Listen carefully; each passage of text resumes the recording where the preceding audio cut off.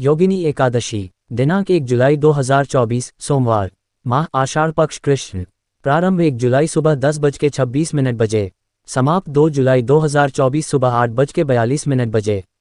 कथा। अर्जुन ने कहा, हे त्रिलोकीनाथ, मैंने ज्येष्ठ माह के शुक्ल पक्ष की निर्जला एकादशी की कथा सुनी।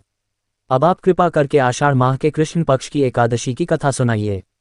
इस एकादशी का नाम तथा महात्म्य क्या है, सो अब मुझे विस्तारपूर्वक बताएं। श्री कृष्ण ने कहा, हे पांडुपुत्र, आषाढ़ माह के कृष्ण पक्ष की एकादशी का नाम योगिनी एकादशी है। इसके व्रत से सभी पाप नष्ट हो जाते हैं। यह व्रत इहलोक में भोग तथा परलोक में मुक्ति देने वाला है। हे अर्जुन, यह एकादशी तीनों लोकों में प्रसिद्ध है। इसके व्रत से सभी पाप नष्ट हो जाते हैं। तुम्हें मैं पुराण में कही हुई कथा सुनाता हूँ, ध्यानपूर्वक श्रवण करो। कुबेर नाम का एक राजा अलकापुरी नाम की नगरी में राज्य करता था। वह शिव भक्त था। उनका हिममाली नामक एक यक्ष सेवक था, जो पूजा के लिए फूल लाया करता था। हिममाली की विशालाक्षी नाम की अति सुंदर स्त्री थी। एक दिन वह मानसरोवर से पुष्प लेकर आया, किंतु कामासक्त होने के कारण पुष्पों को रखकर अपनी स्त्री के साथ रमण करने लगा। इस भोग विलास में दोपहर हो गई। हिममाली की राह देखते देखते जब राजा कुबेर को दोपहर हो गई तो उसने क्रोधपूर्वक अपने सेवकों को आज्ञा दी कि तुम लोग जाकर पता लगाओ कि हिममाली अभी तक पुष्प लेकर क्यों नहीं आया।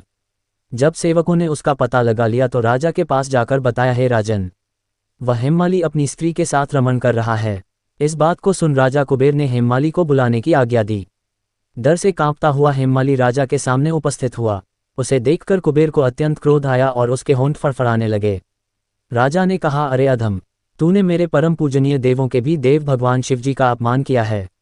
मैं तुझे श्राप देता हूं कि तू स्त्री के वियोग में तड़पे और मृत्युलोक में जाकर कोढ़ी का जीवन व्यतीत करे। कुबेर के श्राप से वह तत्क्षण स्वर्ग से पृथ्वी पर आ गिरा और कोढ़ी हो गया।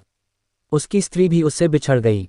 मृत्युलोक में आकर उसने अनेक भयंकर कष्ट भोगे, किंतु शिव की कृपा से उसकी बुद्धि मलिन न हुई और उसे पूर्व जन्म की भी सुध रही। अनेक कष्टों को भोगता हुआ तथा अपने पूर्व जन्म के कुकर्मों को याद करता हुआ वह हिमालय पर्वत की तरफ चल पड़ा। चलते चलते वह मार्कंडेय ऋषि के आश्रम में जा पहुंचा। वह ऋषि अत्यंत वृद्ध तपस्वी थे। वह दूसरे ब्रह्मा के समान प्रतीत हो रहे थे और उनका वह आश्रम ब्रह्मा की सभा के समान शोभा दे रहा था। ऋषि को देखकर हिममाली वहां गया और उन्हें प्रणाम करके उनके चरणों में गिर पड़ा। हिममाली को देखकर मार्कंडेय ऋषि ने कहा, तूने कौन से निकृष्ट कर्म किए हैं जिससे तू कोढ़ी हुआ और भयानक कष्ट भोग रहा है। महर्षि की बात सुनकर हिममाली बोला, हे मुनिश्रेष्ठ, मैं राजा कुबेर का अनुचर था। मेरा नाम हिममाली है। मैं प्रतिदिन मानसरोवर से फूल लाकर शिव पूजा के समय कुबेर को दिया करता था।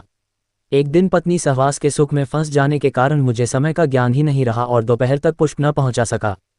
तब उन्होंने मुझे श्राप दिया कि तू अपनी स्त्री का वियोग और मृत्युलोक में जाकर कोढ़ी बनकर दुख भोग। इस कारण मैं कोढ़ी हो गया हूं तथा पृथ्वी पर आकर भयंकर कष्ट भोग रहा हूं। अतः कृपा करके आप कोई ऐसा उपाय बतलाए जिससे मेरी मुक्ति हो। मार्कंडेय ऋषि ने कहा, हे हिममाली, तूने मेरे सम्मुख सत्य वचन कहे हैं, इसलिए मैं तेरे उद्धार के लिए एक व्रत बताता हूँ।